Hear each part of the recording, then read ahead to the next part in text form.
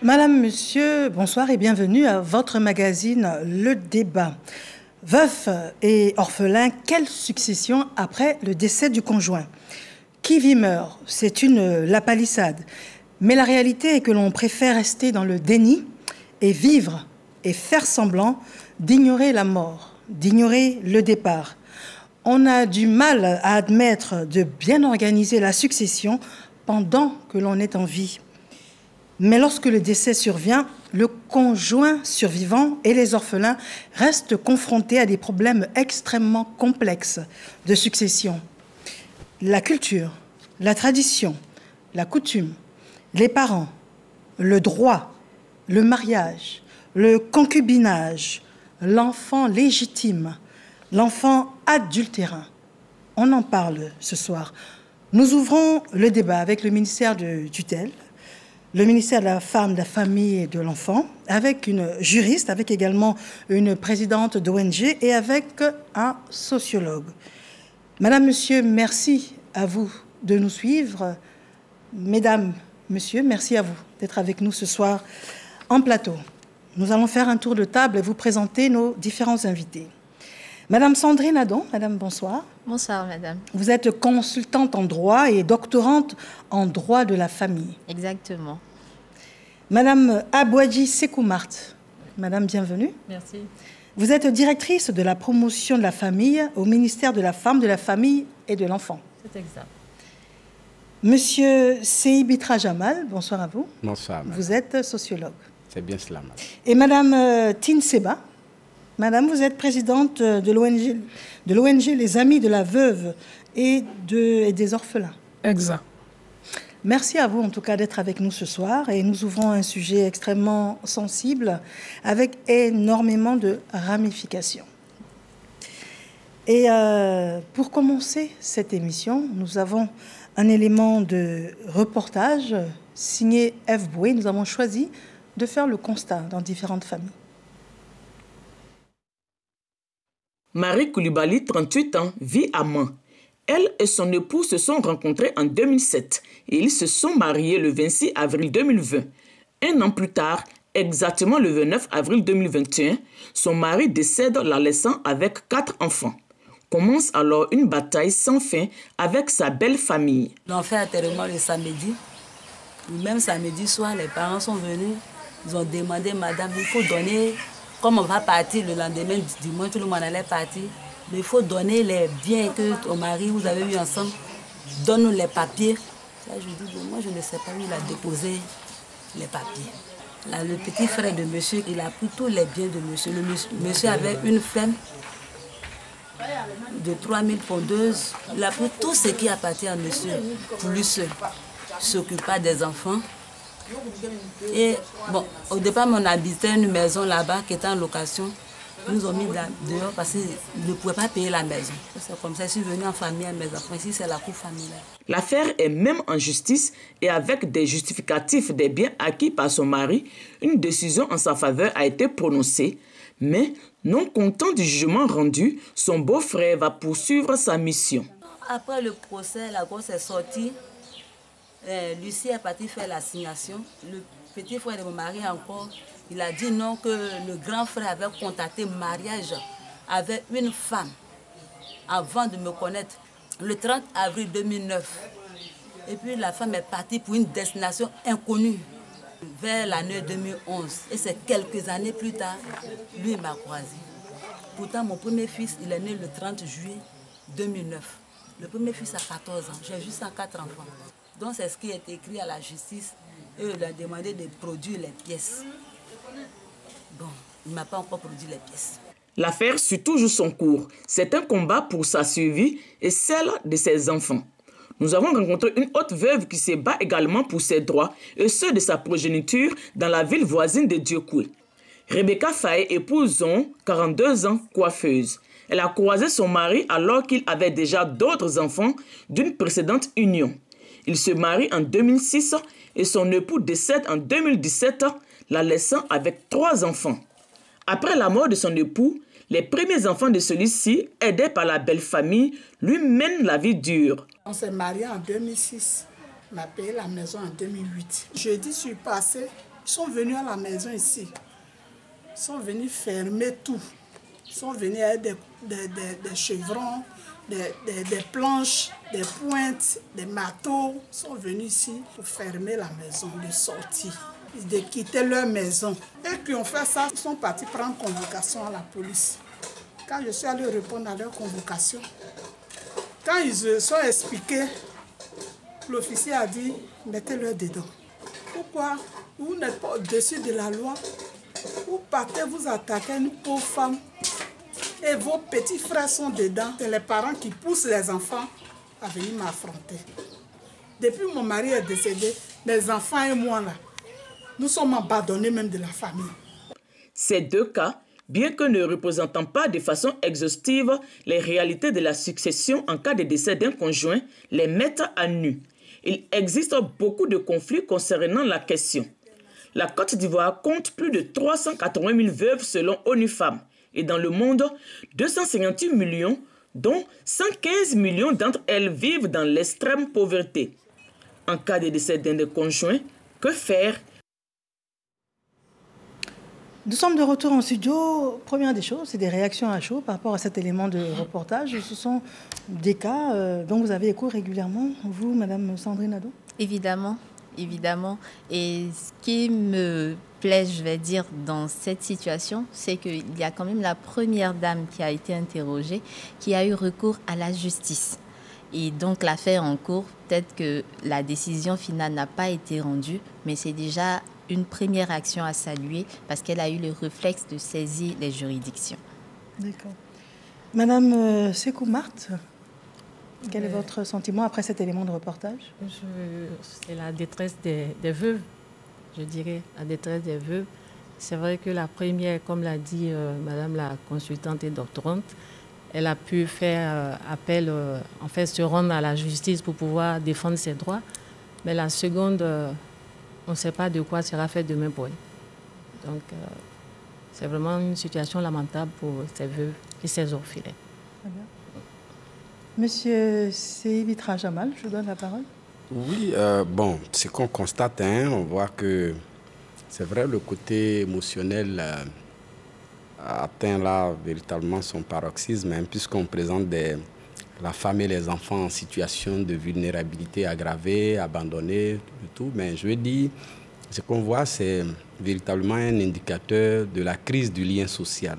On voit que toutes les sociétés ont en leur sein des processus, on va dire, de protection, que ce soit les veuves, les enfants, tout ça, tous les êtres vulnérables. Mais là, dans nos sociétés africaines, et notamment la société ivoirienne, nous sommes une société en transition, société partagée, on va dire écartelée, entre nos us et coutumes et puis nos aspirations, ou si vous voulez, la modernité qui veut que l'occidentalisation de la vie nous impose désormais une façon de voir les choses, mais qui est calquée sur le droit moderne.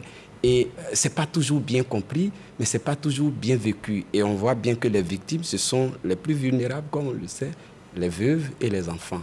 Mais je crois aussi, dans le débat, on pourra en parler, parce que ce qu'on ne voit pas tout de suite, c'est la façon dont les uns et les autres, on doit dire, s'y prennent.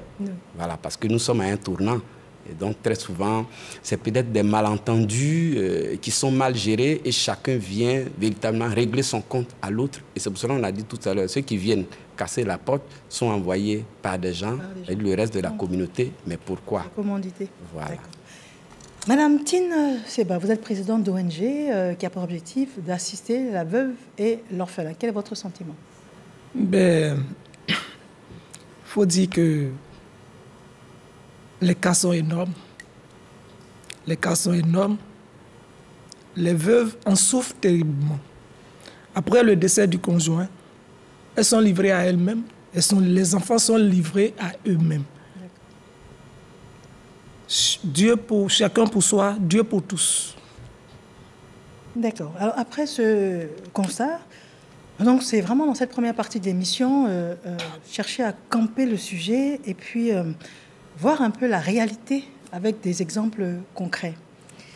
Mais juste avant, ce que j'aimerais savoir, qui interpelle, c'est on parle plus de veuve que de veuf. On fait un lien de cause à effet. On a quasiment, vous allez me dire ce que vous en pensez, on a quasiment le sentiment que les hommes partent avant les femmes. Pourquoi est-ce que l'on parle plus de veuve que de veuf? Je donne la parole, madame. Pour moi, c'est vrai qu'on constate que les hommes partent vite par rapport aux femmes. Je me dis également qu'on ne parle pas forcément de la situation du veuf, peut-être parce que les hommes en général ne le font pas savoir. Au regard du droit, il y a certaines situations dans lesquelles, jusqu'à récemment, les veufs, par exemple, ne pouvaient pas avoir la pension de réversion de leurs épouses.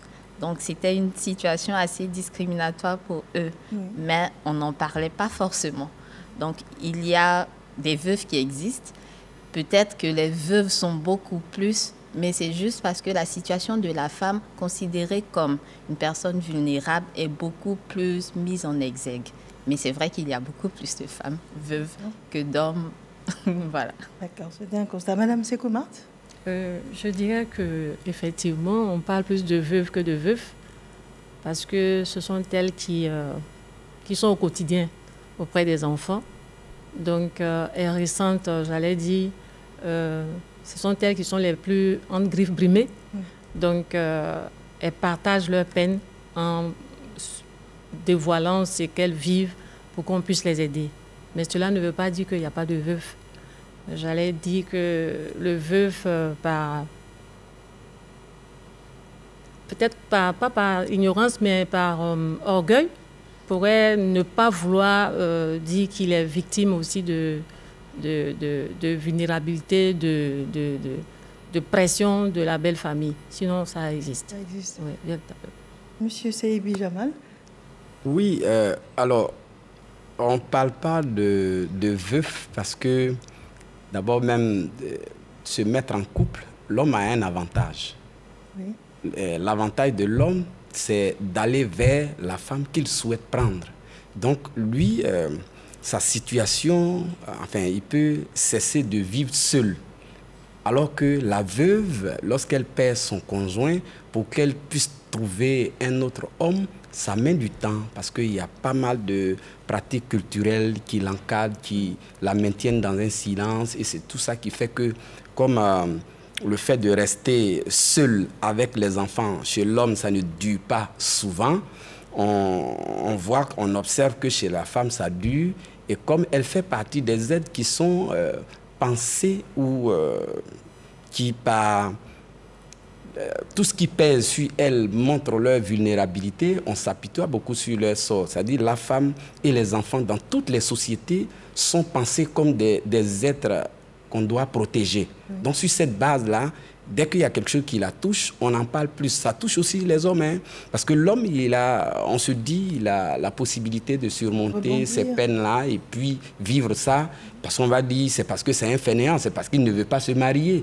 Mais avec la femme, parfois, il lui est interdit d'aller avec un homme tant que certains rituels ne sont pas faits, tant qu'on n'a pas atteint, on va dire, la période qui lui est imposée pour ne pas qu'on la voie avec quelqu'un. Et donc, ça fait que pendant ce temps, elle peut vivre des situations où elle a des enfants à élever et qui fait que sa fragilité, avec le poids de la vie, de la famille, fait que sa fragilité va s'accentuer.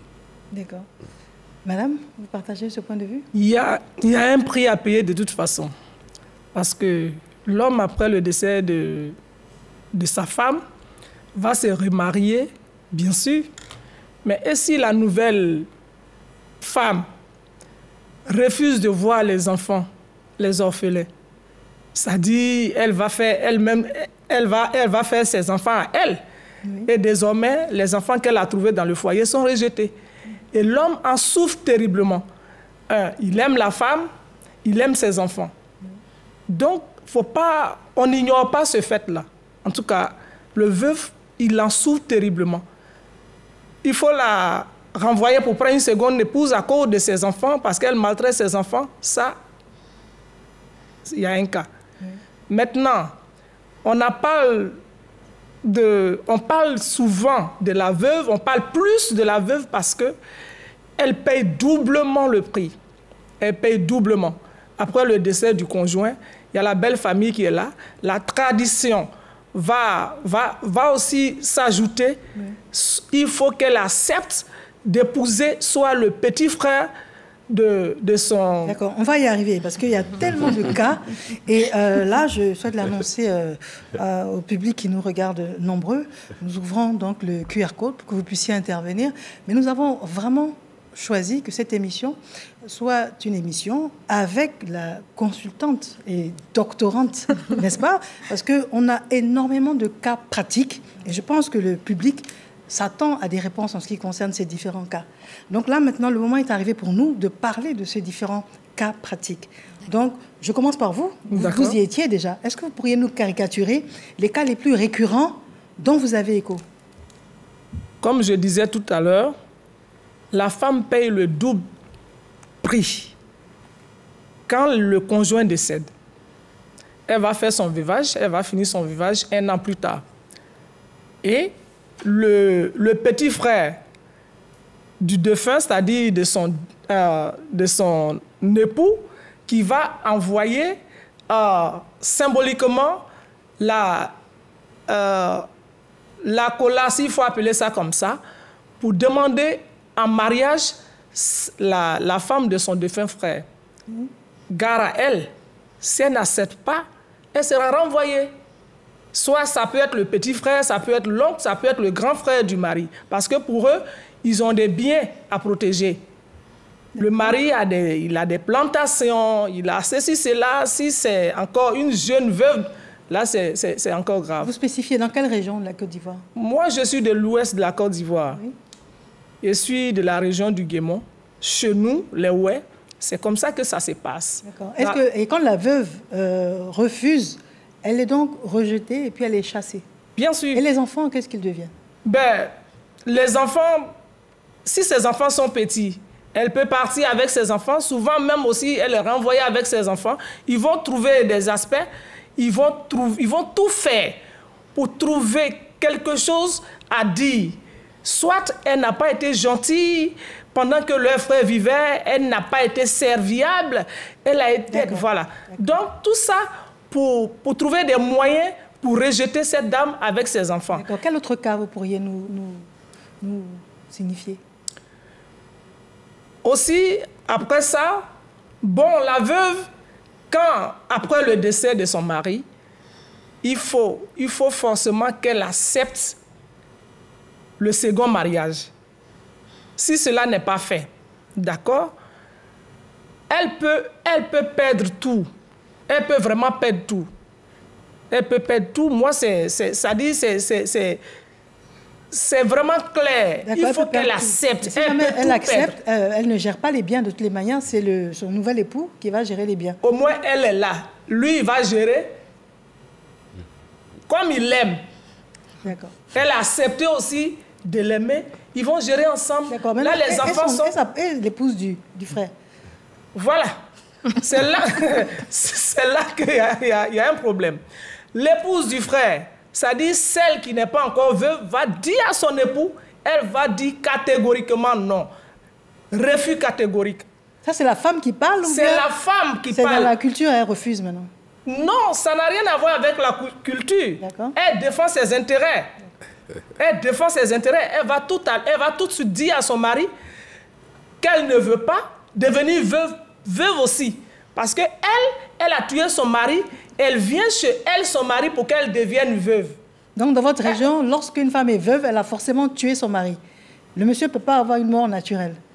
Elle porte malheur, en fait. Elle n'a pas bon visage. Elle porte malheur, c'est ça. Elle porte malheur. Elle n'a pas bon visage.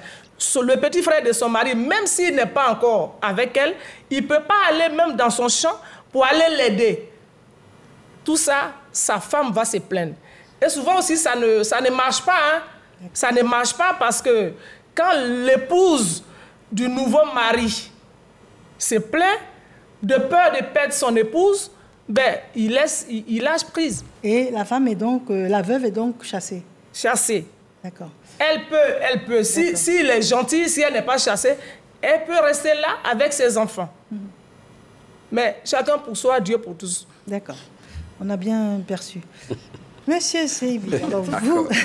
J'ai passé du temps à rire parce que, d'abord, sans vraiment vous choquer, il faut comprendre que, anthropologiquement, la femme est pensée dans presque toutes les civilisations comme un bien. Et Jacques Attali parle de bien fertile. Wow. La femme est un bien. Et donc, socialement, quand une femme est dans une communauté, on cherche à la garder.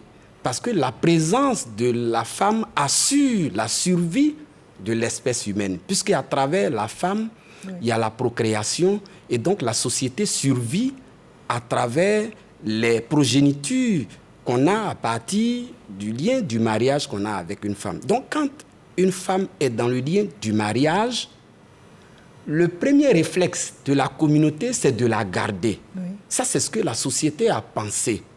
De la garder comment? Après le décès du mari, oui, il y a le système de veuvage qui diffère d'une communauté à une autre pour que la femme reste.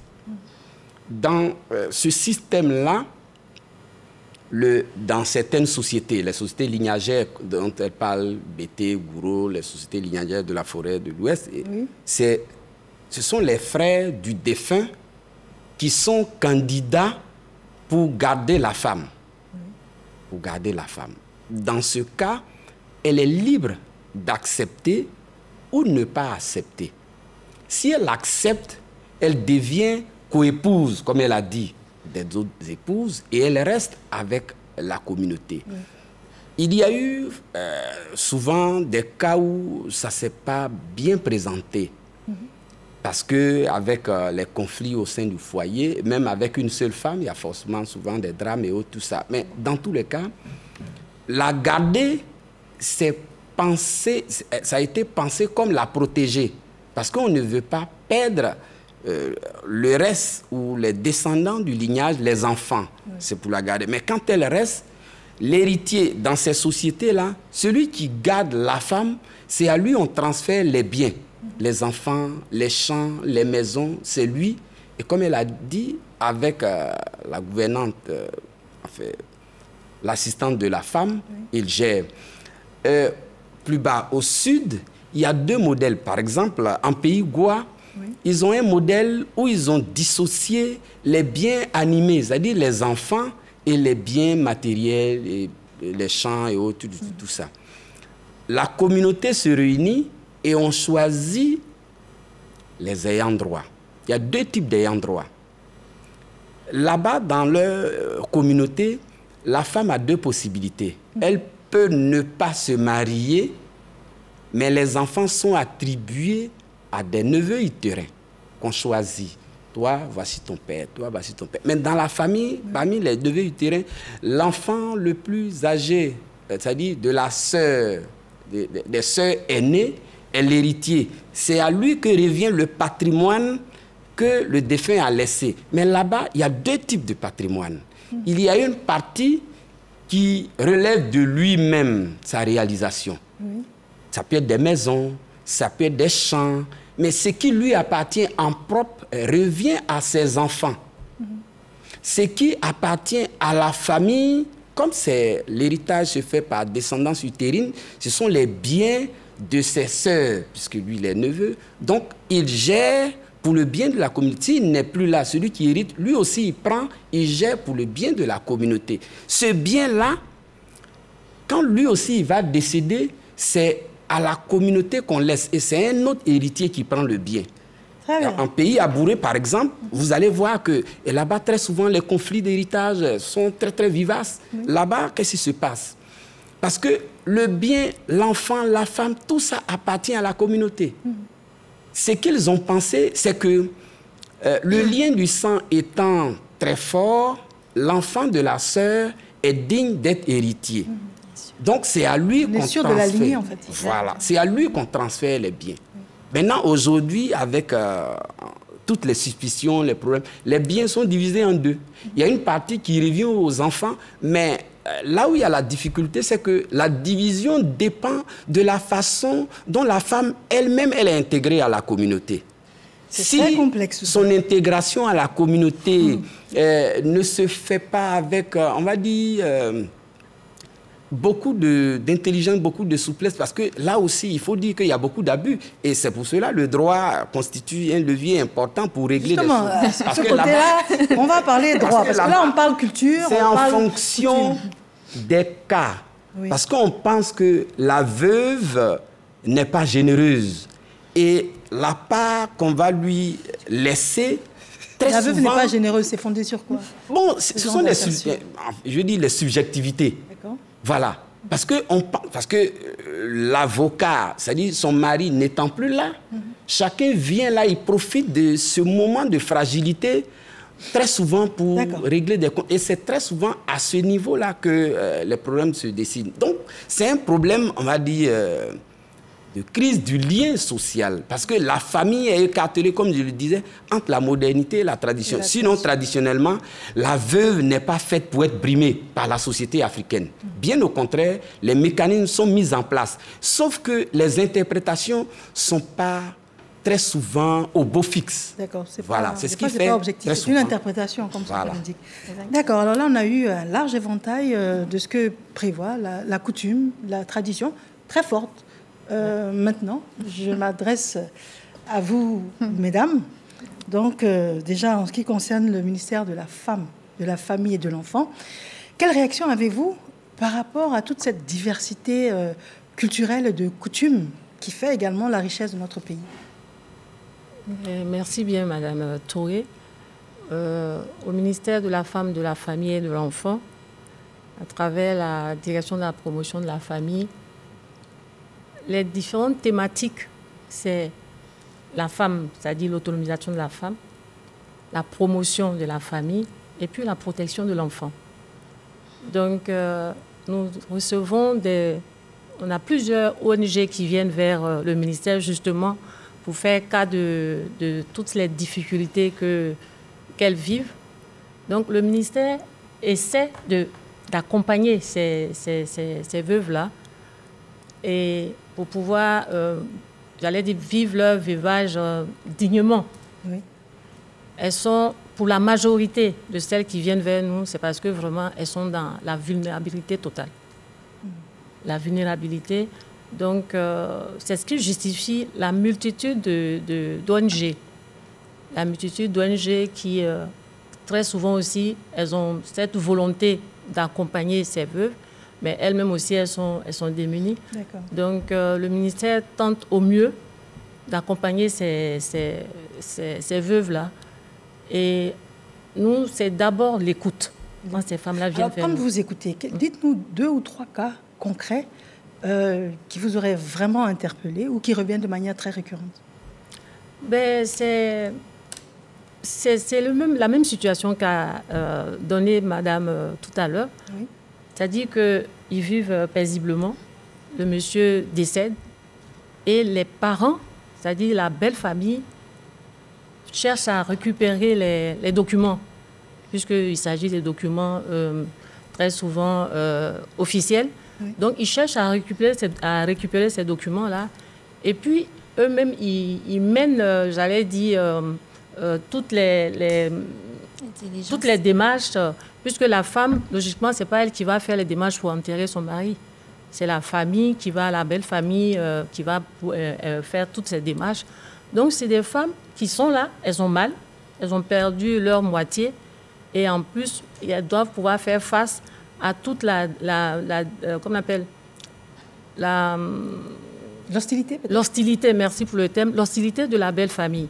Et très souvent, ce sont ces cas-là que nous avons parce qu'elles sont dans le dénuement. Et nous, quand on les reçoit, il y a quand même l'écoute qui est très important. Il faut qu'elles puissent mettre des mots sur sa douleur, sur comment on appelle toutes ces difficultés. Et puis, au travers de nos structures, on arrive à faire l'accompagnement. L'accompagnement. On va s'étendre là-dessus tout à l'heure. Et vous, madame, consultante en droit et doctorante en droit, quels sont les cas, les caricatures de cas que vous pourriez nous donner? Alors, au niveau de la question de la succession en règle générale, ce qu'on a comme difficulté, c'est l'épouse, pardon, la veuve qui se fait spoiler, qui n'a plus droit, par exemple, à sa maison, on vient du jour au lendemain avec d'autres personnes, soit de la belle famille, qui vient lui demander de quitter la maison, qui se retrouve à la rue avec ses enfants. Ou alors, il y a des situations où ces conjoints-là n'étaient pas légalement mariés. Et ça, c'est beaucoup plus récurrent parfois. Où ces conjoints-là n'étaient pas mariés et finalement, au regard de la loi, la veuve en griffe n'ayant pas droit à la succession, elle se retrouve avec ses enfants à la rue qui, eux, pourtant, ont droit à cette succession. Mais comme la famille du défunt récupère tout, on va se retrouver dans une situation où cette femme et ses enfants vont être sans ressources. Et puis également, on a des cas où des mariages ont été célébrés, où par exemple, l'un des époux va disparaître. Bon, n'est plus présent. Oui. Et finalement, l'autre conjoint se met avec une autre personne. Et finalement, au moment du décès, on voit le conjoint qui réapparaît et voilà, qui vient donc profiter de son droit de successible. Et vu que le conjoint décédé n'avait pas fait toutes les diligences légales nécessaires pour que la situation soit constatée, ben, l'autre vient et celui, ou disons, l'épouse, en griffe, la concubine, n'a pas droit à quoi que ce soit et elle se retrouve aussi dans le dénuement. Très bien. Alors, on voit qu'il y a une multitude de cas et dans la deuxième partie de cette émission, nous avons vraiment choisi de répondre à vos différentes préoccupations et de décrire des situations pour lesquelles nous aurions également aimé avoir des réponses. Là, nous allons lire un peu à ce stade les commentaires qui nous parviennent. Monsieur Gulzo, ce phénomène n'est-il pas dû au fait que la femme, bien souvent, ne travaille pas? Ensuite, Sabine, merci beaucoup pour l'opportunité. J'aimerais savoir pourquoi est-ce que les parents du défunt doivent tout arracher à la veuve. C'est méchant de leur part. Bien sûr. Voilà. Donc, le manque d'intégration sociale et financière de la femme, c'est souvent à la base également de l'extrême précarité dans laquelle elles sont, Madame Kakou? Madame Sekou, pardon. Ces dames, je veux dire, le dénuement dans lequel vivent ces femmes, ce sont des proies faciles. Il y a la douleur, parce qu'il ne faut pas oublier que c'est un être cher qu'elles ont perdu. Donc, il faut faire face à l'adversité de la belle famille pour pouvoir survivre. Et c'est ce qui justifie très souvent la mise dans la rue des enfants. Par rapport à cette situation, la mise dans la rue des enfants qui, comme on le dit, on dit les enfants de la rue, mais c'est justement ces situations-là qui nous y amènent. Donc, je pense que c'est une sensibilisation qu'il faut faire aussi vis-à-vis des différentes communautés, des chefs communautaires, des chefs religieux et des dignitaires religieux, afin qu'on puisse véritablement faire une sensibilisation. C'est vrai qu'on a nos us et coutumes, qu'on ne va pas rejeter du revers de la main, mais il faut qu'on puisse sensibiliser pour dire qu'il y a de nouvelles dispositions et pour le bien comme on appelle, pour préserver les liens, parce que ça arrive au déchirement. Donc, pour le bien de la famille, pour la survie même du lien familial, il faut véritablement sensibiliser. D'accord. Alors, à ce stade de l'émission, vous allez me dire, est-ce que la caricature qu'a faite donc notre sociologue, est-ce que c'est valable également du côté urbain? Est-ce que c'est rural? Est-ce que c'est rural ou bien même dans le modernisme, avec tout ce qu'il y a comme encadrement de la loi, est-ce que ce sont des réalités également qui s'appliquent? Alors, c'est vraiment rare de voir une pratique comme monsieur le sociologue, comme celle qu'il a présentée, par exemple le lévira. Donc, le fait d'épouser le frère du défunt, c'est une pratique qui s'appelle le lévira. Et voir cette pratique à Abidjan, c'est assez rare. C'est assez rare, ça ne veut pas dire que c'est impossible ou on ne le constatera pas. Mais ça sera forcément à moindre échelle que dans une zone rurale et reculée. Mais la difficulté aussi, pour un peu revenir sur ce que vous avez lu tout à l'heure, c'est qu'au-delà de l'autonomisation, on a un problème de formation et de connaissance de nos règles juridiques. C'est vrai, les coutumes existent, c'est vrai. Nos coutumes ont du poids et de la valeur. Seulement, on a fait le choix en Côte d'Ivoire de vraiment se tourner vers le modernisme, à tort ou à raison, parce qu'on voit que près de 60 ans après, on a des situations qui continuent d'exister comme si on n'avait jamais pris ces règles juridiques-là. Donc, les différentes situations qui ont été présentées tout à l'heure, ce sont des règles traditionnelles qui n'ont vraiment rien à voir avec ce que la loi a mis en place. Par exemple, elle a présenté tout à l'heure une situation où il y a une coépouse, il y a une rivale. Le droit ivoirien ne reconnaît pas ces situations. On a interdit la polygamie quand on est passé aux lois civiles depuis 1964. Donc vous imaginez un peu le temps que ça fait depuis 1964 jusqu'en 2023 et qu'on continue d'entendre qu'on oblige quelqu'un à être une deuxième épouse au risque de ne pas pouvoir profiter de la succession du conjoint. Et en plus, le problème de formation ou le problème de connaissance des règles juridiques va se poser parce que ces personnes-là ont été dans des unions qui ne sont pas légalement reconnues. Et finalement, même si elles vont devant le juge, sur quelle base elles demandent pas réparation, mais sur quelle base elles demandent au juge de sanctionner une action qui a été posée à leur encontre. Par exemple, le petit frère du conjoint décédé qui décide de mettre la main sur tout le patrimoine. Sur quelle base la conjointe, qui n'est pas une épouse légale, peut demander au juge? Ce n'est pas possible de le faire. Donc, ça veut dire que juridiquement, s'ils n'ont pas eu d'enfant, la concubine exactement. Et le frère du défunt, c'est le frère du défunt, c'est de ce côté-là que l'héritage va aller.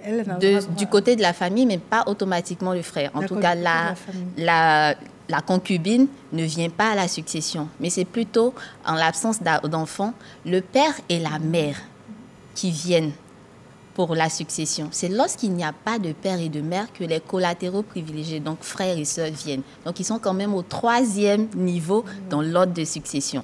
Donc, les enfants d'abord, ensuite les parents, et après, on a les collatéraux.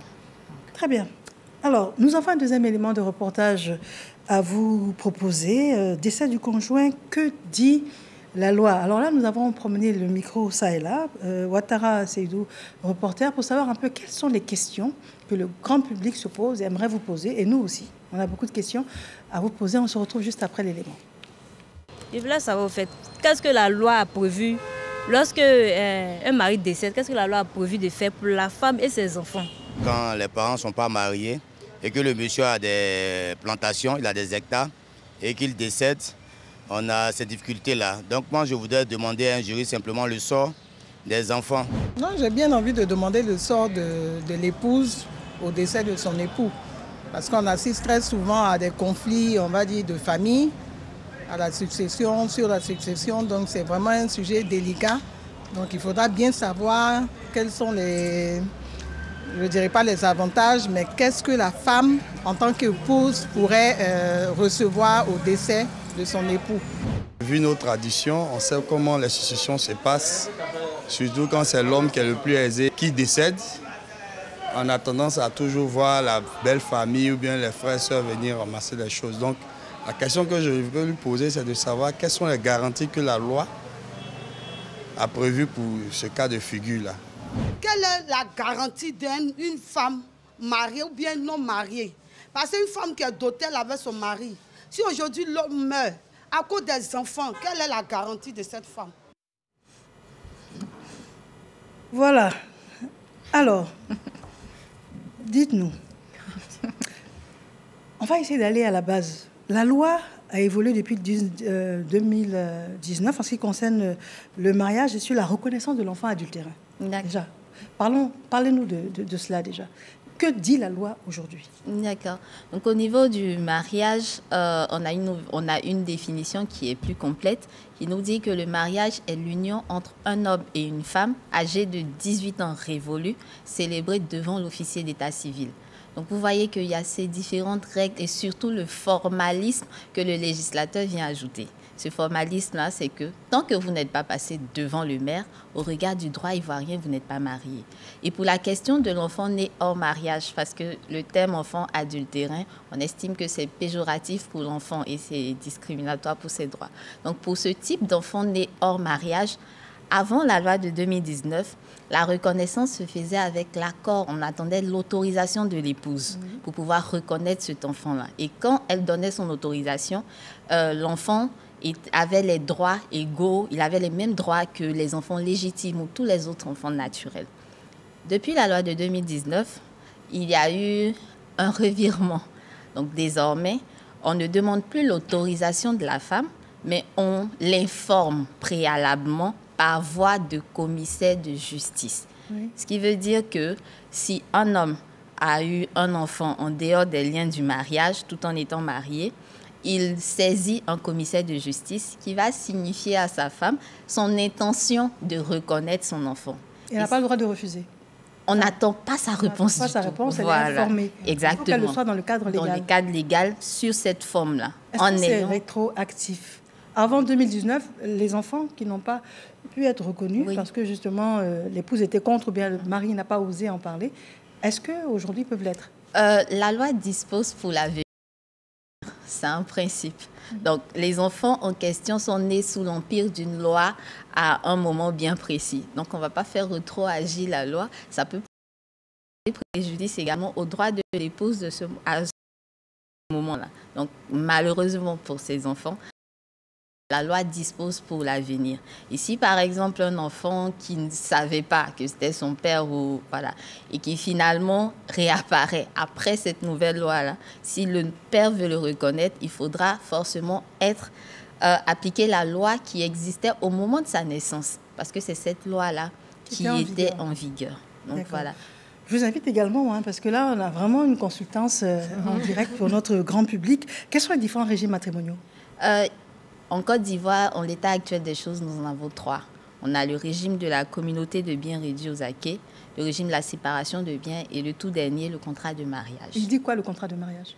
Le contrat de mariage, contrairement aux 2 autres, il n'a pas de contenu fixe et précis. Si vous prenez par exemple la loi sur le mariage, vous verrez des titres avec communauté de biens, séparation de biens. Mais le contrat de mariage n'a pas de titre précis. Pourquoi? Parce que c'est laissé à la liberté des époux. Donc avant le mariage, et c'est la petite difficulté, on ne le fait pas après le mariage. Donc avant le mariage, les 2 futurs époux se rendent chez le notaire et ils décident ensemble des règles qu'ils veulent appliquer à leur patrimoine. Donc, ça concerne le patrimoine? Le patrimoine. Supposer qu'on reste marié 10 ans après? Non, du tout. Non, on ne va pas faire un contrat. En fait, le contrat de mariage, ce n'est pas un contrat pour tout le mariage. C'est le contrat qui va permettre de régler notre patrimoine. Donc, c'est un régime matrimonial au sens du droit ivoirien.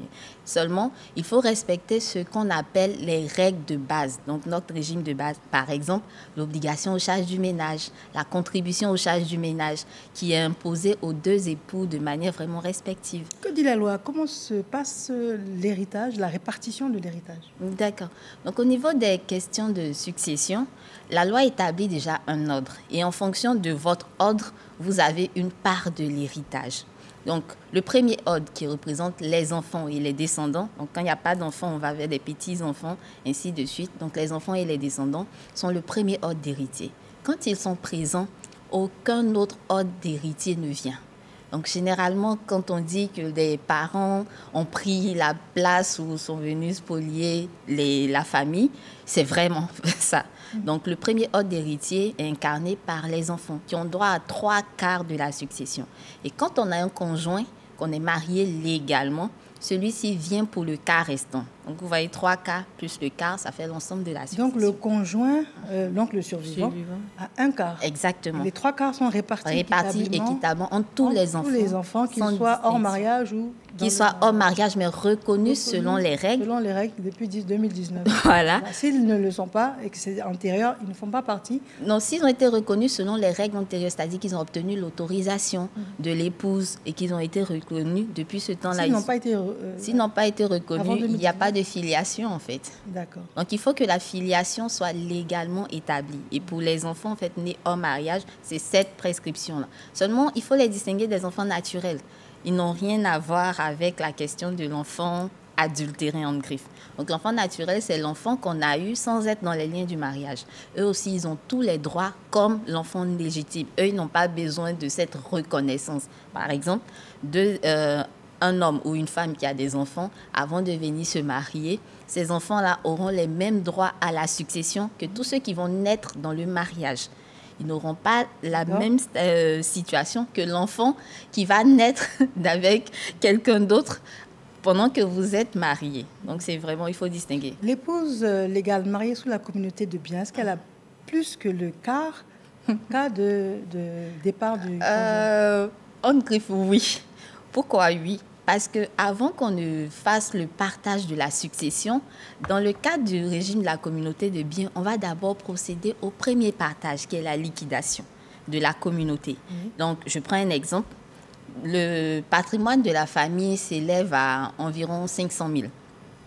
Les époux sont mariés sous le régime de la communauté de biens. Et le mariage prend fin au décès de l'un des époux. Donc, dès que le décès survient, on va liquider la communauté. Liquider la communauté veut dire qu'on va partager les biens. Donc, dans ce partage-là, on va retirer les biens propres de chaque époux et partager la communauté de manière égale. Et donc, chacun des époux aura communauté, une part de la communauté plus ses biens propres, une part de la communauté plus les biens propres. Et donc, la femme, elle a sa part de la communauté plus ses biens propres qui constitue son patrimoine personnel. Et l'autre part est celle du défunt. Et c'est cette part-là qui va faire l'objet du partage pour la succession. Donc, dans cette part, les enfants auront 3/4 et le conjoint survivant aura le quart restant. Du coup, si on l'ajoute au premier partage qui a été fait, d'aucuns ont tendance à dire que dans la communauté de biens, le conjoint survivant gagne plus. Mais seulement le conjoint survivant, ce n'est pas que la femme. Il peut s'agir d'un homme aussi. Donc, voilà. D'accord. À ce stade-là, on fait une courte pause parce que les questions ne sont pas terminées. Je vous demande si vous avez des propos complémentaires ou bien nous dire comment vous assistez avec tout cet encadrement juridique ivoirien. Comment vous assistez, par exemple, les personnes désespérées qui cherchent réparation ou que les choses soient légalement reconnues. Comment vous les assistez? Au niveau du ministère de la Femme, de la Famille et de l'Enfant, on a un service juridique. Une direction des affaires juridiques et de la coopération internationale qui aide, qui accompagne ces femmes-là. Parce que, quoi qu'on dise, même en milieu urbain, beaucoup ne maîtrisent pas, ne comprennent pas cette loi-là.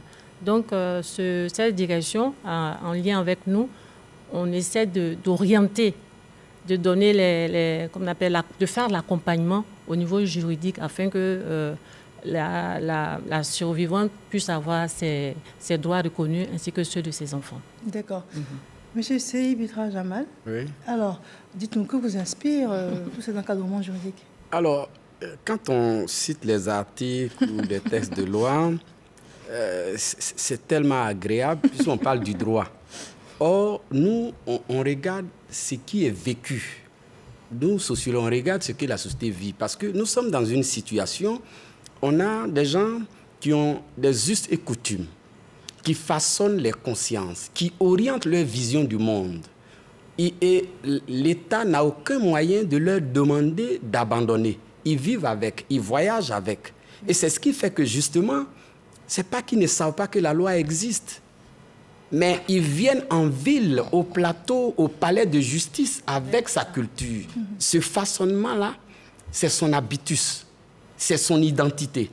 Et donc, quand il agit, vous voyez déjà, je me suis posé la question, il dit finalement, qui est veuve?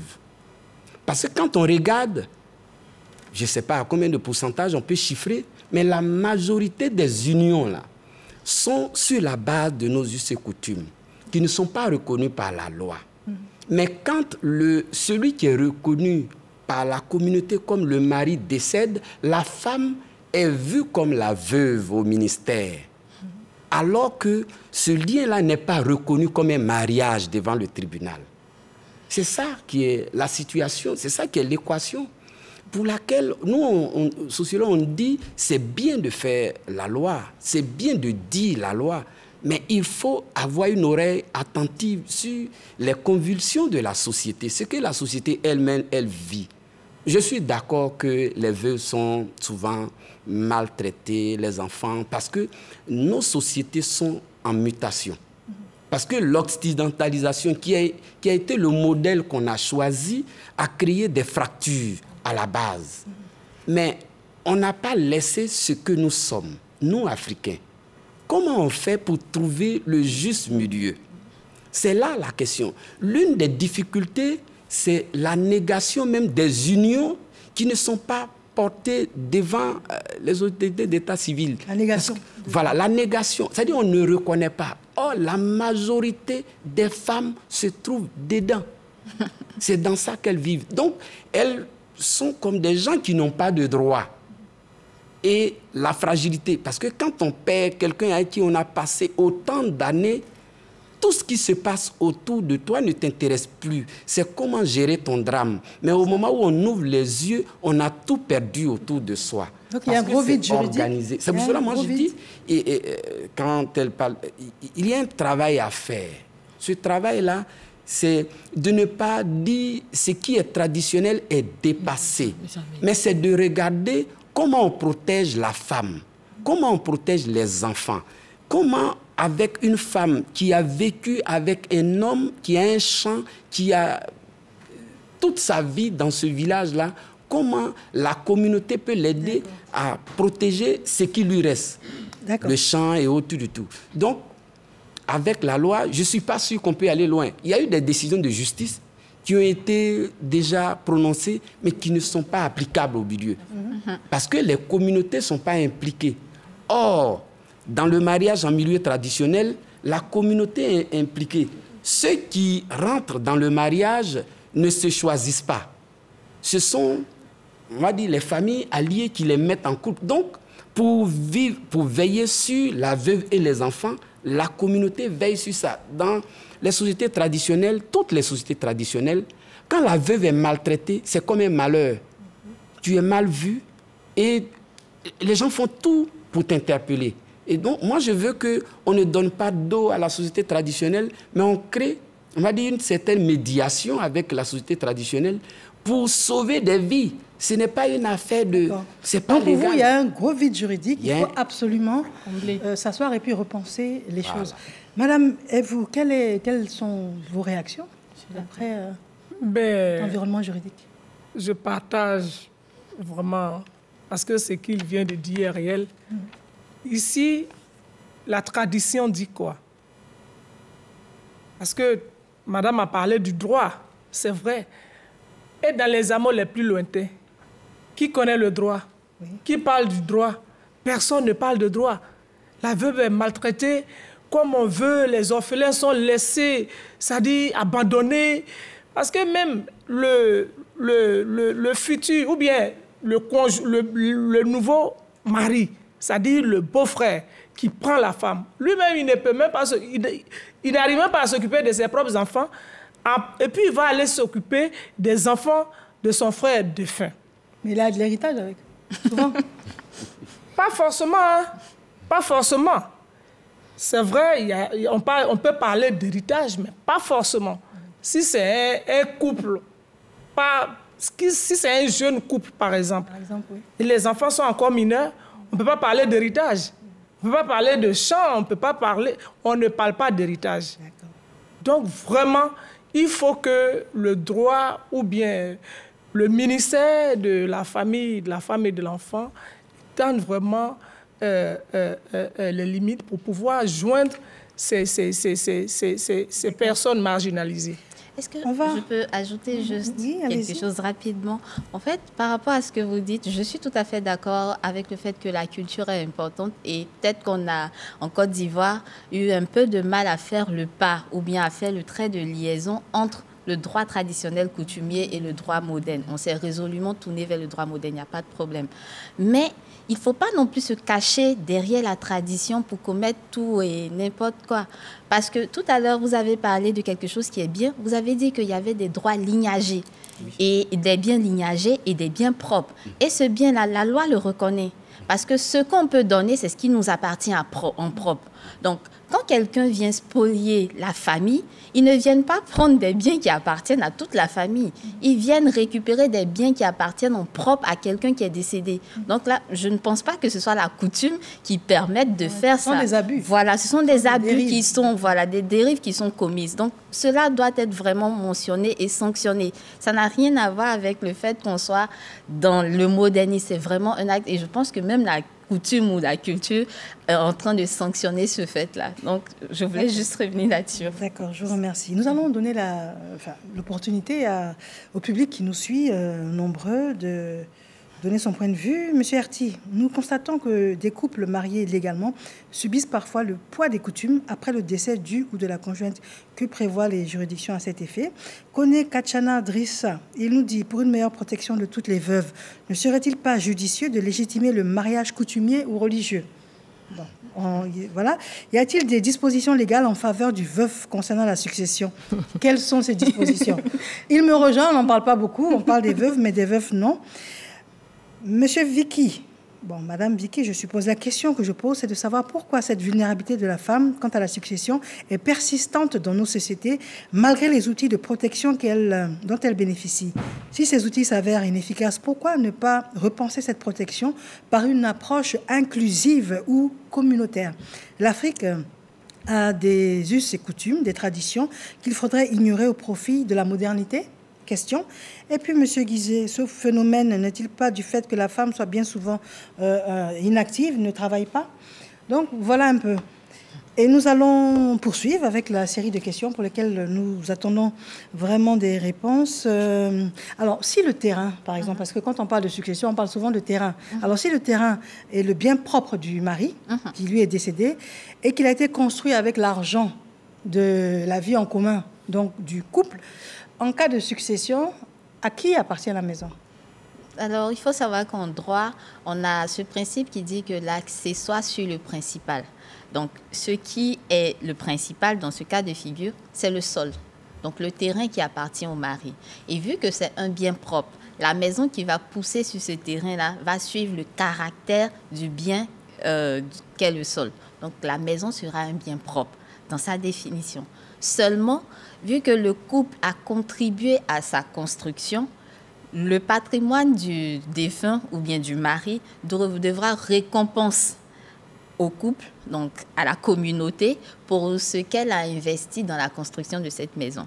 Or, vu que dans ce patrimoine, le conjoint décédé a sa part, donc il devra récompenser pour la part qui est due à l'épouse, en fait, puisqu'elle fait partie de la communauté. Donc, en fait, la qualité du bien, ça sera un bien propre. Mais évidemment, on devra récompenser au couple. Donc, s'il faut avoir partage, ce bien-là entrera dans la catégorie des biens propres et donc du patrimoine à partager. Toutefois, s'il s'agit d'une maison dans laquelle les conjoints vivent, il y a une sorte de protection qui est prévue par la loi. On va faire une sorte d'attribution préférentielle à la veuve en cas de partage, vu qu'elle vit déjà dans la maison et que c'est là qu'elle a commencé, disons qu'elle a vécu. Légalement. Voilà, légalement. Et si elle ne l'est pas, mais si elle y vit depuis 30 ans avec le malheureusement, si elle n'y est pas. Malheureusement, la loi ivoirienne ne tient compte que du conjoint survivant légalement marié contre qui il n'y a pas de décision de justice de divorce en cours. Donc même si on constate, on sait que depuis le monsieur, voilà, une femme, il a eu des enfants, il n'a pas épousé, elle sort de la maison. Enfin, et par contre, s'il y a des enfants mineurs, les enfants sont les héritiers. Donc, si les enfants sont mineurs, la mère les représente, en fait. Elle est leur représentante légale. Et la maison des enfants mineurs est le domicile de la représentante légale. Est-ce que sans testament, la succession est automatique? Oui. Oui, parce que dans notre loi, on l'appelle la succession ab intestate. Donc, ça veut dire succession sans testament. Seulement, avec le testament, on vient juste repréciser les règles prévues par le droit des successions. Donc, même s'il n'y a pas de testament, votre succession s'ouvre. La loi nous dit que la succession s'ouvre au moment du décès. Donc, dès lors que quelqu'un décède, en principe, on doit commencer toutes les diligences nécessaires pour saisir les juridictions, pour se faire attribuer le caractère d'héritier par un jugement d'hérédité. Et c'est ce qu'on ne fait pas souvent, qui fait que quelqu'un d'autre peut venir se prévaloir d'un droit. Généralement, on nous dit que les parents ont donné ou ils ont récupéré certains documents. Après, pourquoi est-ce qu'on donne ces documents-là? C'est un peu une question. On n'est pas obligé de leur donner si on connaît sa place, si on connaît sa position dans le droit. Donc, c'est là que la formation aussi peut être bien, même dans les hameaux reculés. D'accord. Je vous donne un cas assez complexe pour lequel nous aimerions avoir réponse. Un monsieur légalement marié et il a sa maîtresse. D'accord. Qui, elle aussi, est dans son couple avec ce monsieur depuis 20 ans. D'accord. Ils ont des enfants, ils en ont, disons, 3. Ils ont 3 enfants. Elle sait qu'elle ne va jamais être épousée, ça a été clair. Mais elle a choisi de faire sa vie dans l'ombre avec ce monsieur également qui s'occupe des enfants qu'ils ont eus. Alors, en cas de décès de ce monsieur, qui sait justement ce que la succession peut donner parce qu'elle n'est pas légalement mariée, est-ce qu'il a la capacité dans son testament de prévoir, lui léguer certains biens, quand bien même elle n'est pas son épouse légale? Bien sûr. En fait, dans le testament, il y a ce qu'on appelle les legs. Vous pouvez faire des legs ou des donations. Donc, généralement, les donations se font en vif, donc pendant qu'on est vivant. Et les legs, c'est après le décès qu'on les reçoit.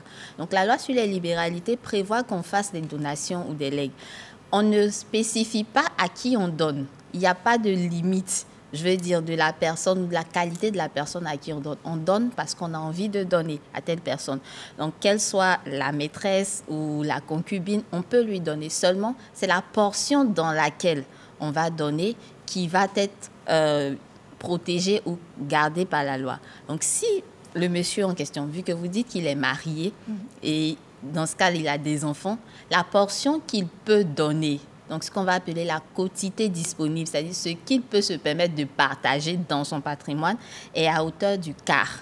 Donc si par exemple il a 100 000 francs, il ne peut donner que le quart s'il est marié et s'il a des enfants. Donc les 3 quarts seront ce qui va être partagé au moment de la succession entre les enfants et le conjoint survivant. Et le quart, c'est ce qu'il peut donner. Donc, il peut décider, par exemple, de donner l'ensemble du quart à cette maîtresse. S'il dépasse cette cotation, cette quotité disponible, ça veut dire peut la réduire. Ça peut être contesté. Exactement. Si les enfants ou l'épouse se rendent compte que finalement, il avait 100 000 francs et qu'il a donné, par exemple, 50 000, on peut demander que cette donation, ce legs qui a été fait, soit réduit pour justement tenir compte ou entrer dans le cadre de la... Et s'il a, par exemple, des enfants préférés qui sont plus proches et tout, et puis il y en a d'autres, il peut choisir. En fait, la loi ne fait pas de préférence ni de distinction. Donc, les enfants, autant les filles que les garçons, ont les mêmes droits. Donc, si par exemple, il a 50 000 francs à partager, il doit partager en principe 50 000 divisé par 3 s'il y a 3 enfants. Seulement, il peut avoir des attributions préférentielles, mais d'un autre type. C'est-à-dire qu'il a une entreprise de, je sais pas, qui traite des déchets, par exemple. On va parler de protection de l'environnement. Donc, une entreprise qui traite des déchets et il y a un de ses enfants qui est ingénieur dans ce domaine.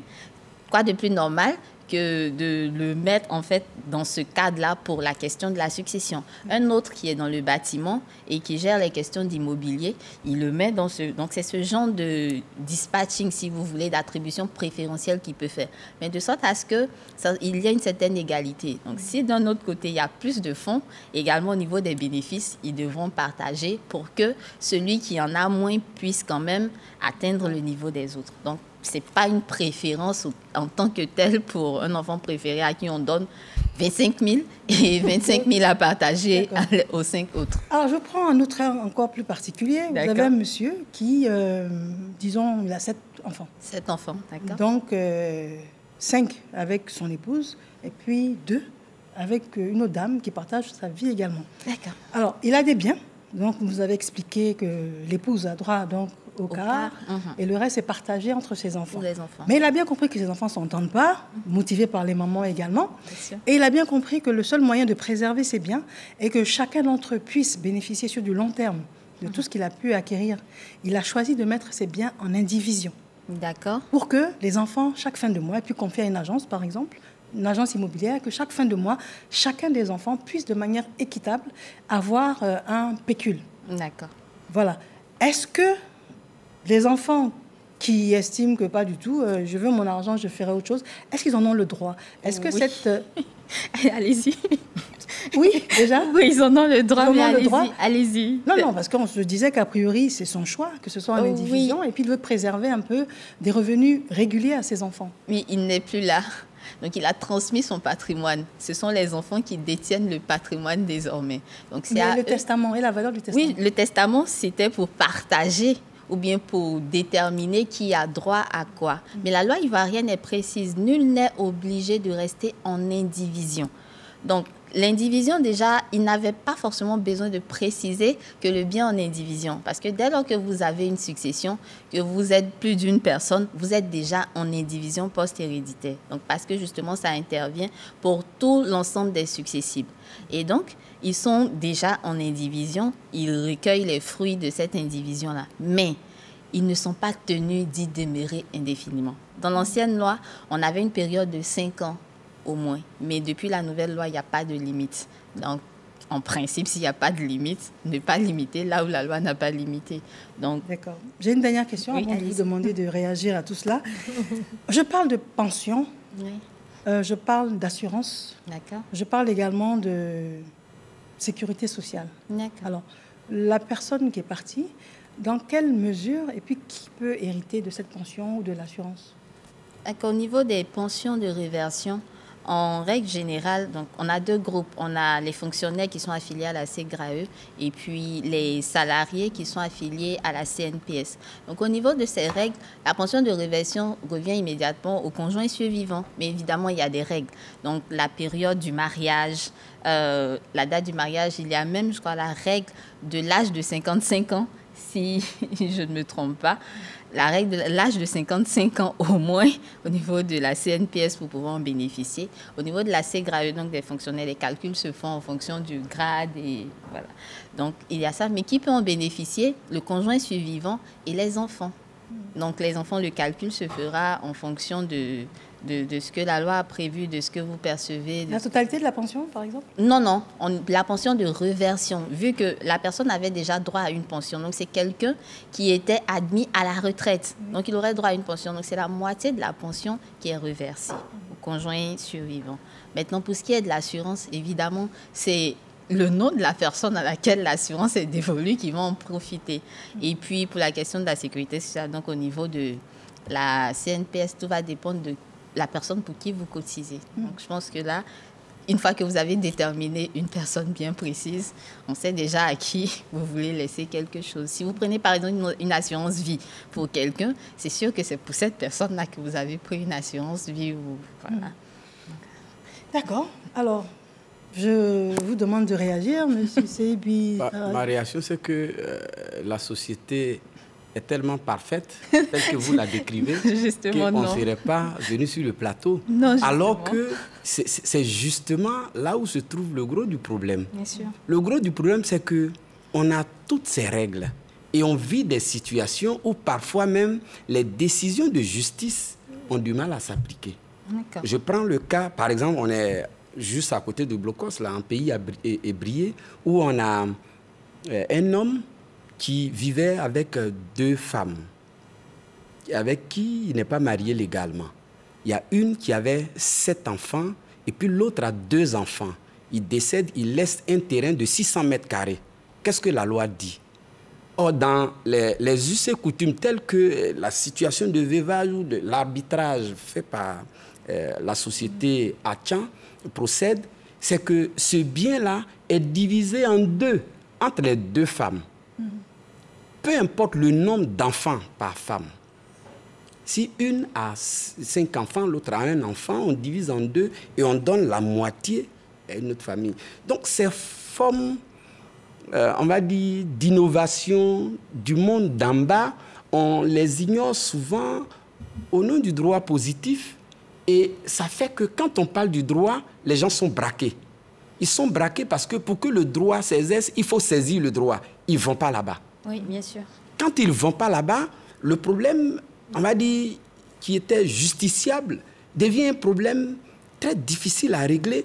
Et on vient maintenant avec des gourdins, avec toute une communauté. On a brûlé des cases, on a blessé des gens, on est au commissariat et tout ça. C'est pour ça que moi je dis, il est bon d'innover, mais le fait, et ça a toujours été le cri de cœur que je lance, on ne peut pas être culturellement façonné africain et décider un matin qu'on n'a plus de culture, on ne veut plus en entendre parler parce qu'on n'a pas de reçu pour tel ou tel bien et on n'écoute même pas la communauté. Et ça pose des problèmes.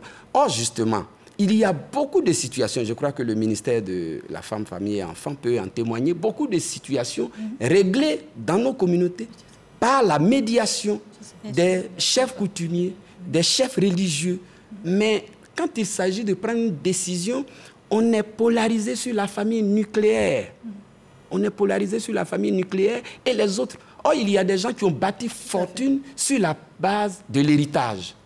Mais tu as bâti fortune sur la base de l'héritage. Et au moment où toi, tu décèdes, on prend tout ce que tu as et on envoie à tes enfants. Mais quand la justice est rendue au plateau, mais là-bas, la hache de guerre est déterrée et ça commence. C'est ça le drame. Sinon, tout ce qu'on est en train de dire, ou tel que c'est dit, c'est écrit, c'est énoncé ici, c'est beau.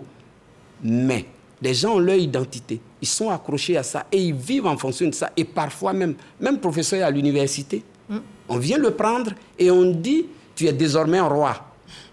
Mais roi parce que sa mère vient il est de la communauté à Bourré, par exemple. Si on dit, tu es à Moussou, tu deviens roi, mais alors que ton père est peut-être un gourou de Zionoula, mais tu vas hériter des biens. Mais à la fin, ces biens-là, qu'est-ce que tu en fais? Au nom du droit, les biens-là, tu essayes Bitra Jamal, tes biens-là, ça va à Zionoula, au nom du droit positif. C'est ça souvent qui déroute et qui crée des situations là où il n'y a pas de problème.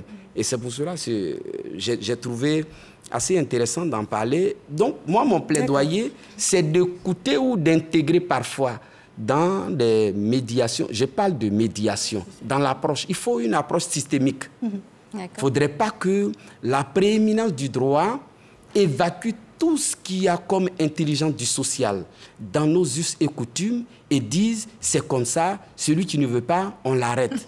Parce que la veuve et l'enfant, ils sont déjà protégés par la communauté. Avec aujourd'hui les transformations, il peut y avoir des dérèglements. Mais il faut régler globalement. C'est pour cela que moi, je plaide en faveur d'une approche inclusive. D'accord. Alors, à ce stade, nous allons proposer un élément. C'est un constat. Les rapports sont très difficiles en ce qui concerne préparer, donc, de son vivant, la succession. On a un rapport avec la mort où on préfère ne pas y penser, ne pas en parler comme si on était immortel, éternel. C'est ce qu'on disait à l'entame de l'émission. C'est comme un déni. Donc, on a un petit élément d'un psychologue là-dessus. Et ensuite, je vais tous vous demander de réagir et de conclure. Dans nos sociétés africaines, nous constatons que très peu de personnes rédigent le testament. Alors, pour comprendre cette attitude, nous devons analyser notre rapport à la mort. Alors, la mort, c'est une réalité. Et en tant qu'être vivant, en tant qu'humain, nous sommes conscients de notre finitude. Mais le paradoxe, c'est que nous avons du mal, l'être humain a du mal à se représenter. Le vide que la mort incarne est insupportable pour l'individu. Alors donc, l'individu va s'éloigner de tout ce qui va lui rappeler donc la mort. Et le testament fait partie des éléments qui lui montrent qu'il n'est pas immortel. Et dans ces conditions, il sera réticent donc, à rédiger son testament. Mais quelques personnes quand même accomplissent cet acte. Alors on pourrait se demander pourquoi. Et en ce moment-là, ces personnes-là sont sereines face à la mort parce que ces personnes-là aussi sont aidées par la religion qui promet une vie après la mort. Ce qui voudrait dire qu'il y a un passage de la vie à la vie. Et donc ces personnes-là sont sereines face à la mort et donc rédigent le testament sans véritable difficulté. Préparer le testament d'avance, c'est une façon de dompter la mort. Parce que préparer le testament, c'est déjà s'organiser au moment où nous avons la capacité, la potentialité totale de nos capacités physiques et cognitives pour faire des réflexions et décider de ce que nous voulons pour nos biens. Alors, si nous attendons à un moment où nous sommes frappés par la maladie ou bien par l'âge, notre raisonnement pourrait être altéré. Et en ce moment-là, les décisions que nous prendrons pourraient être sujets à polémique ou à contestation. Déjà, c'est le fait de penser, de réfléchir à la répartition, à rédiger un testament, c'est le premier pas. C'est important. Et le fait de réfléchir, de penser à rédiger, nous met déjà dans la réflexion de ce qui se passera après nous. Et donc, lorsque nous acceptons cela, nous faisons la répartition comme nous le voulons. De retour en studio, ce que je vais vous demander, c'est bien sûr de réagir sur l'Africain, l'Ivoirien, le rapport avec justement préparer la succession. On est très mal à l'aise là-dessus. Et puis, quels sont les conseils que vous auriez à prodiguer? Madame, je commence par vous. L'ONG Les Amis de la Veuve et de l'Orphelin fait un cri de cœur. Tout à l'heure, madame a dit que même dans les amours les plus lointains, ils y vont. Ou bien vous irez. On doit y aller. Vous deviez y aller. Donc, joignez-vous à nous pour que vraiment les cœurs brisés soient pensés. Parce qu'il y a vraiment d'énormes problèmes là-bas. Il y a vraiment d'énormes problèmes là-bas. Donc, je voudrais vraiment faire ce plaidoyer auprès de vous pour qu'ensemble, nous allions vers ces blessés-là. Combien de femmes en détresse dans votre ONG? Elles sont nombreuses. C'est-à-dire dans quelle proportion? 1000, 3000, 5000? Oui, bien sûr. 1000 qui n'ont pas de suivi, en fait. Il n'y a pas de suivi parce que l'ONG n'a pas de moyens pour le suivi, en fait. Il n'y a pas de suivi. Et quand je vais dans une localité aujourd'hui, soit faire la fête des mères avec les veuves de cette localité, quand je finis, je vais ailleurs. Là-bas, il n'y a plus de suivi. D'accord. Autant pour les orphelins. Qu'est-ce que vous leur proposez quand elles viennent à vous? Désormais, c'est l'autonomisation. J'ai tourné la page. Nous sommes dans l'autonomisation maintenant. Les aider à pouvoir se prendre en charge pour la réalisation des projets, des cultures maraîchères, vivrières que l'ONG a déjà fait pour des femmes de certaines localités. Donc le combat n'est pas juridique, c'est beaucoup plus, au lieu de leur donner du poisson, de leur apprendre à pêcher. Voilà. C'est comme ça? Voilà. L'ONG Avo donne la maison. C'est parfait. Monsieur Seibi? Oui. Alors, moi, je dirais plutôt que nos sociétés sont en pleine transformation. Il y a forcément des acquis qui peuvent potentialiser la meilleure manière de protéger les veuves et les orphelins dans nos différentes communautés. C'est vrai qu'il y a des abus. Tout à l'heure, ici, on a dit qu'il y a des abus au nom du droit comme au nom des coutumes dans les pratiques des uns et des autres. Mais je reste fermement attaché au fait que l'être humain étant mu par ce qui le caractérise en tant qu'identité, la culture doit avoir une place importante dans cette médiation-là, dans cette approche globale. C'est pour cela que je disais qu'il faut une approche plus systémique qui va véritablement faire en sorte que ce qui a fait la valeur de l'Afrique en termes de solidarité puisse être, on va dire, sélectionné dans des sociétés pour accompagner ce que le droit propose, mais que la nucléarisation ne soit pas une sorte de négation de ce qui est culturel, de ce qui est traditionnel et de ce qui est identité propre, endogène à nos sociétés. Donc voilà un peu, c'est pour dire que nous devons, sans préjugés, travailler avec, on va dire, les leaders communautaires, les chefs de communauté, les leaders religieux pour une prise en charge plus globale. D'accord. Madame Sandrine Adon, consultante en droit et doctorante en droit de la famille, vous imaginez cette combinaison Oui, c'est tout à fait possible et je le comprends tout à fait parce qu'en fait, mon sujet de thèse dont je ne vais pas parler forcément a cette ambition-là, en fait. Donc, il s'agit, en fait, de pouvoir trouver un moyen de faire reconnaître certaines situations aux législateurs. Enfin, on espère. Mais dans le cadre de la succession, c'est vrai que le droit ivoirien a voulu opérer une rupture vraiment franche et nette avec la culture. La difficulté, c'était de trouver laquelle des cultures appliquer. On est près de 60 ethnies. On a une culture qui diffère d'une société à une autre. Voilà, c'est différent avec les différentes régions. Donc, quelle culture mettre en avant pour finalement arriver à intéresser une personne? On se retrouve avec quelqu'un qui vient du nord et une autre du sud. Vous avez pris l'exemple tout à l'heure avec le monsieur qui est chef à Mossou, roi à Mossou et qui finalement a un côté de Zionou là.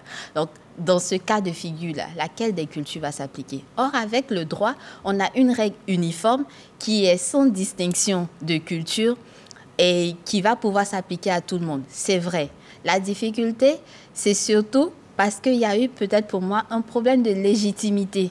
On ne se sentait pas légitime à accepter quelque chose qui vient peut-être de l'extérieur, on va le dire ainsi. Mais depuis 1964 jusqu'en 2019, aujourd'hui en 2023, il faudrait peut-être commencer à penser autrement. C'est vrai que la culture permet certaines garanties, mais également la culture a des limites. Nos cultures entraînent parfois des abus. Le droit aussi. Mais dans son application, on peut le sanctionner. Si quelqu'un abuse de son droit, il suffit d'aller vers les juridictions. Et il a soulevé un problème. On ne veut pas y aller. Parce que justement, on ne se sent pas légitime à aller le faire. On ne reconnaît pas cette autorité-là, vu qu'on a notre mode de pensée dans lequel on veut rester. Mais on est dans un système où on va vers la modernisation. Je ne suis pas certaine qu'on ait envie de revenir en 1960 ou avant. Donc peut-être c'est de trouver le lien parfait entre les deux. Mais ce lien, on le trouve comment? Comment on le trouve? Et pour la question du testament, je voulais revenir là-dessus rapidement. Il peut permettre de régler beaucoup de situations. Il n'est pas parfait, on est d'accord. Moi, je suis l'une des premières à dire que le droit n'est pas parfait. Mais le testament peut permettre de régler des situations de sorte à intéresser tout le monde. Quand on finit de suivre les règles prévues par la loi, la quotité disponible, on peut quand même la partager avec ceux qu'on veut, si on a envie de partager avec sa famille. Donc finalement, ce n'est pas le droit à la cause, c'est l'individu qui n'a pas forcément envie de donner à tout le monde ou bien à quelqu'un d'autre. Et donc, il faut peut-être faire attention. Et pour des personnes qui ne sont pas mariées légalement, ayez l'intention d'écrire des éléments dans votre testament qui peut être holographique. Il faut simplement que vous écrivez de votre main au stylo avec les informations que vous voulez pour pouvoir, par exemple, donner ou laisser quelque chose à votre concubine pour ne pas que plus tard, elle se retrouve sans rien si vous savez que vous n'avez pas l'intention d'aller jusqu'au mariage. Donc, il y a quand même des règles détournées au niveau de la loi qui permettent de régler certaines situations, mais il faut une formation. Madame Awadji Sekoumart, quels sont vos derniers propos et puis réactions à ce manque de volonté de rédiger le testament? Le manque de volonté de rédiger le testament, il est culturel. On a tous peur de la mort. On dit, je touche du bois, parce qu'on a tous peur de la mort. Donc, rédiger le testament, c'est dire qu'on va mourir. C'est accepter sa mort. Pourtant, ça peut aider. Je pense que si on peut pouvoir, pas changer drastiquement, mais si on peut amener les uns et les autres à pouvoir aller dans ce sens-là, ce serait bien pour vraiment l'épanouissement des familles.